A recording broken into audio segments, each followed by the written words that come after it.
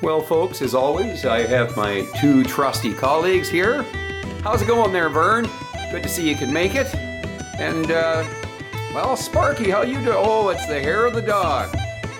So, Sparky, it looks like you're impatient. You couldn't wait. You know, we have to wait. I don't know.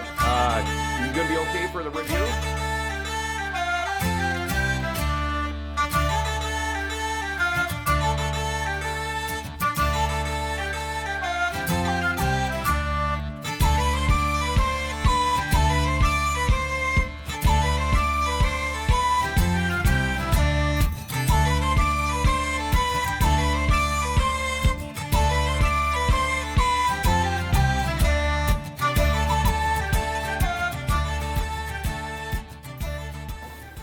So here it is, Ardbeg Uigedail, a very popular peated whiskey as the Correyvreckan and the Ardbeg can.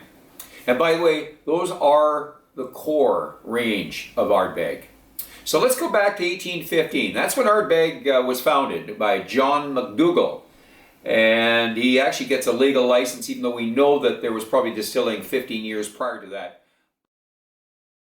So in 1838, there's a new owner, Thomas Buchanan. He's a Glasgow spirit merchant, and he buys the distillery for £1,800. And his son, Alexander, manages the operations.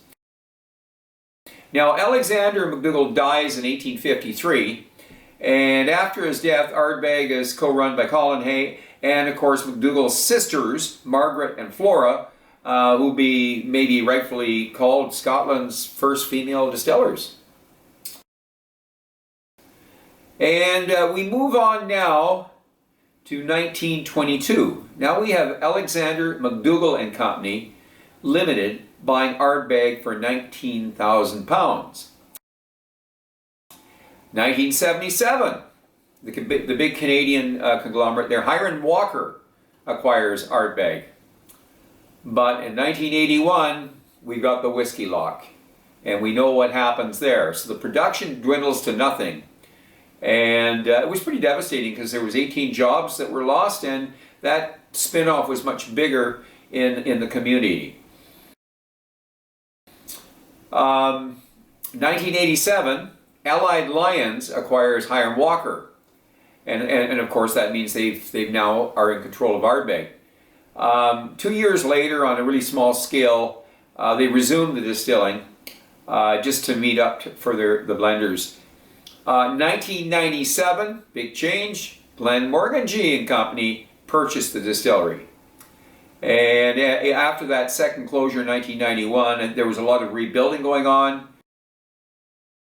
And the distillery reopens in 1997. Full production commences. And the first bottlings, the 17-year-old, 1978 vintage, and the Ardbeg Provenance. Oh God, I'd like to have had some of those. 1998, Ardbeg was actually voted Distillery of the Year. And, you know, their production is now back to 1999. It's up 600,000 liters. So things are going good for Ardbeg. And the famous Ardbeg 10, one that I am quite fond of, it's launched. And as we move ahead here, we're looking at the Uigeadail 2003. It was launched. And 2005, Moet Hennessy, an LVMH is what we nickname them as. They take over Glenmorangie, and things are still, you know, high production. I think they met something like 1 million liters that year, and basically Michael Heads, 2007, he becomes Ardbeg's 20th manager. Now he's a local boy. He was born and raised on Islay, so. He'd worked actually when he was younger at Islay, and he got away. He actually was, I think, the master distiller at Jura, but now he's back as the head guy at Ardbeg.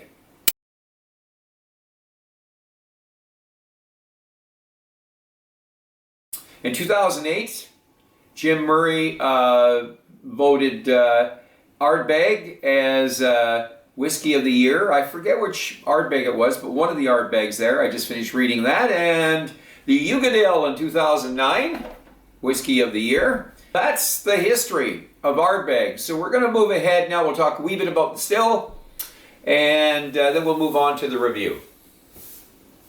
The distillery output is quite big for a distillery that only has 2 pots. The wash still has a capacity of about 18,000 litres, and the spirit still is about 17,000 litres. And this produces approximately 10,000 barrels of spirit per year. The distillery employs about 60 people and also provides them with a dwelling on premises. Since 2018, the new still house is under construction, which will double the Ardbeg distilling capacity. And the core range of the Ardbeg really is the Ardbeg 10, the Uigeadail, and the Correyvreckan. The Uigeadail was named after Loch Uigeadail, and that's the lake which the source of water for the distillery.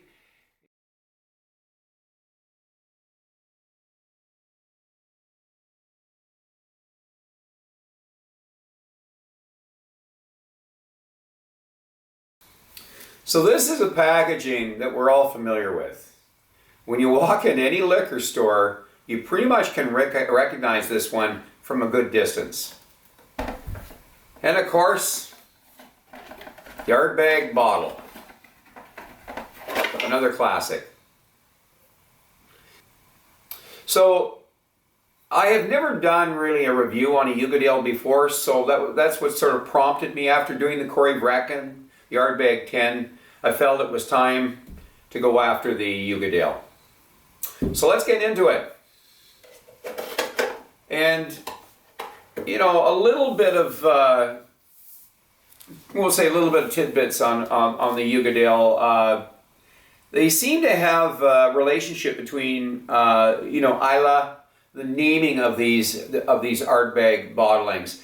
In this case, the Uigeadail it's actually Loch Uigeadail, is a small lake, and it is the source of the water supply for Ardbeg.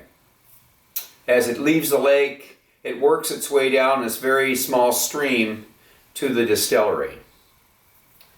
So let's pour ourselves a dram. Let's get into it.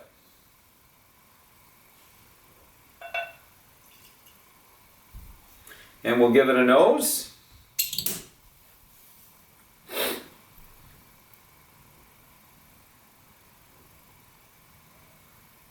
Right off the bat, a distinctive nose that you get from an Ardbeg. The smoke, the peat. And it's not a dirty smoke. It's actually quite a pleasant smoke.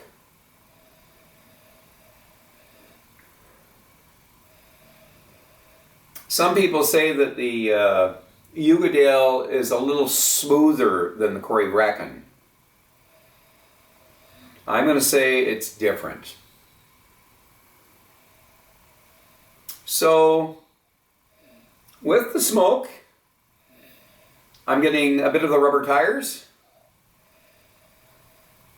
I'm going back to my wheelhouse, my Haley Hansen gear, my rubber boots, maybe the fan belts, and something in the forecastle of my commercial fish boat, Yelena K.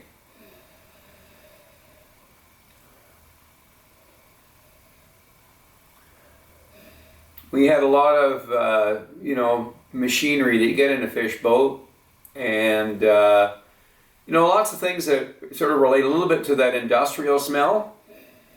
And I get a slight industrial smell, but not quite as strong as the Correyvreckan. But now we're getting a bit of a mix of the leathers and the leathers and maybe rubber boots again. Very slight medicinal notes, but not like a Lagavulin. Now there is sweetness to all this. So if you can imagine a sweetness to rubber, that's what you're getting. You know, and certainly I think this does smell a little better than my wheelhouse. I'm going from memory, but when you're in a wheelhouse all the time, you get used to it. You get used to those smells.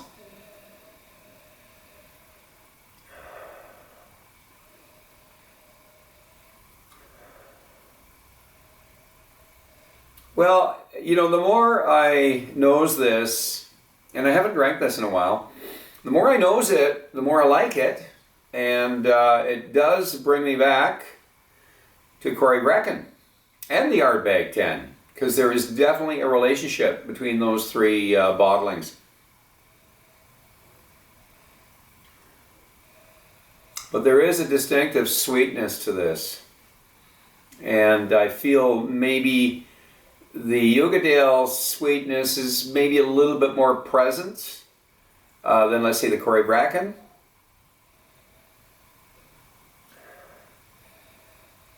And some sour notes.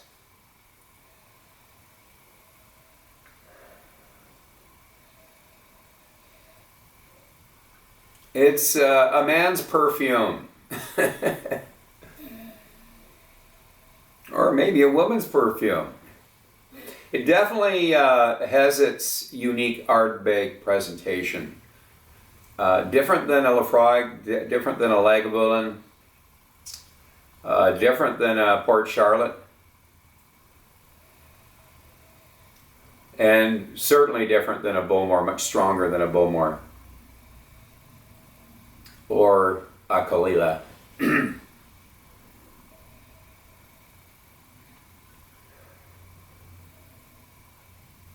So I do get something else here.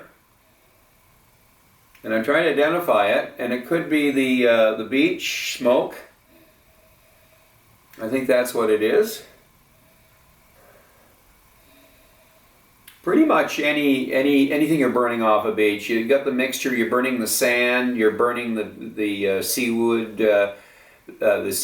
You're burning the little bits of animal life that die on the beach. And that's kind of that's the nose I'm getting. So anyways, we'll put this down for a bit and give it a little bit of a break, give my nose a little bit of a break. Approach the nose again here, and yes, we're getting something different here. We're losing the rubber. Not quite as much of the peat here. We're getting a lot of sweet stuff here. Yeah, boy. Demerara sugar, chocolate, espresso, coffee beans, maybe some cereal.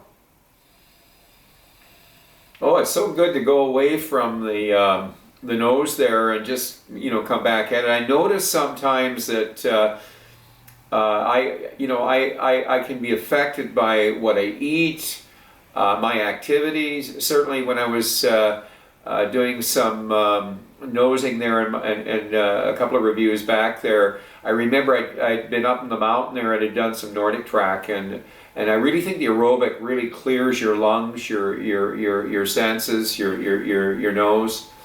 But I was really picking up a lot of different stuff here. So,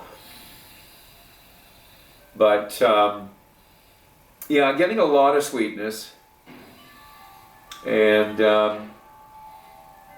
it's interesting. When we talk about tar, a lot of these the Kildalton distilleries like Laphroaig and of course Lagavulin, maybe even Port Charlotte.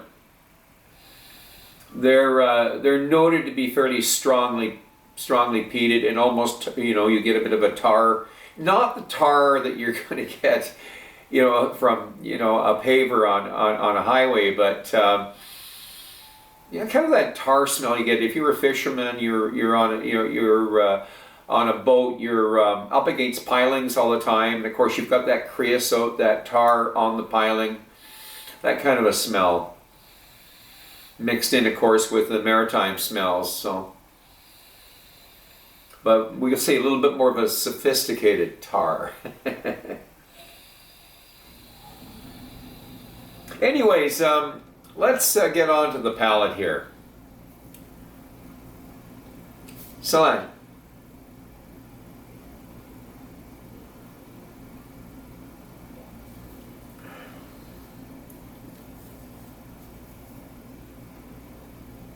Wow, sweet. Yeah, the demerara sugar. It really coats your tongue. So lots of body to this. We're getting the honey. We're getting Black Forest chocolate cake, and with ripe fruit.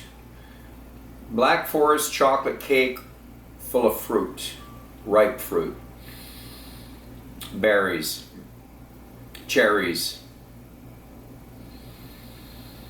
And we've got the malt happening, again mixed in with a bit of the peat.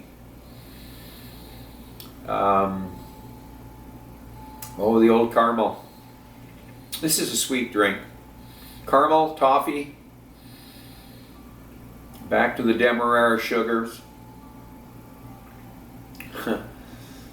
back to the coffee, espresso. It's very layered.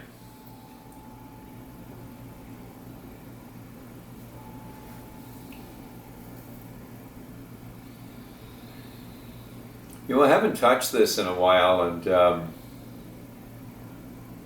it's like a lot of whiskeys. You don't touch them for a while. You go away from them, and then when you approach them after being away. I mean, this was actually on the table a few weeks ago, but I don't think I drank it. I served it to company. I really liked it. They had the lore and they had the Uigeadail. To the finish, Sláinte.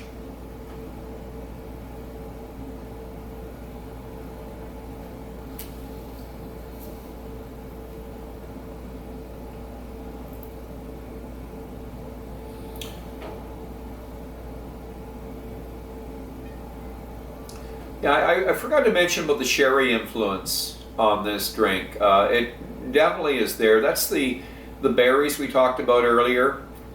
You know, the when I talked about the blueberries, well, the blueberries kind of disappeared. We got the blackberries. We did sort of get into, I don't know if I mentioned it, but we had the you know, some tartness to it, and that was more the huckleberries and blackberries. Of course, you know, I eat a lot of berries. This is berry country. We're off season, but certainly I relate to that when I identify these drinks, whether I'm nosing it or my palate. So this one here, the berries kind of the tart berries disappeared a bit, more to the ripe berries. And then as we get into the finish, we're getting more of the dark sugars, and I think the sherry influence is more in the middle. But as we you know, weave our way toward the finish there, I think what is strong is the caramel. There's some deep honey notes. And of course, it's all tangled with the peat smoke and the beach fire. So my mouth is coated, but it's not dry. So you know, just finishing off here, cask selection, a very important part of you know, any whiskey. Ardbeg is very fortunate, and so is Glenmorangie, to have Dr. Lumsden, who is considered a whiskey genius. He's an icon in the industry. He certainly does a good job in his cask selection. He is certainly, he has a brilliance and understanding wood, and knows where to go with these whiskeys, whether it's a peated whiskey or something like a Glenmorangie, understanding the stills, what those stills can do. They're all different. This is a tricky one. It's probably why I'm still babbling on. I mean, as far as a score, this is an 87, 88. Try to remember what I did with Correyvreckan there, so probably I'm not sure if I would put this exactly where the Correyvreckan is. It's very close. And I think that's a personal, definitely a personal thing with all of us, is we have our favorites. I am going to finish off as I usually do, and of course reminding you to drink wisely and intelligently. Do not drink and drive. And until the next time, Sláinte.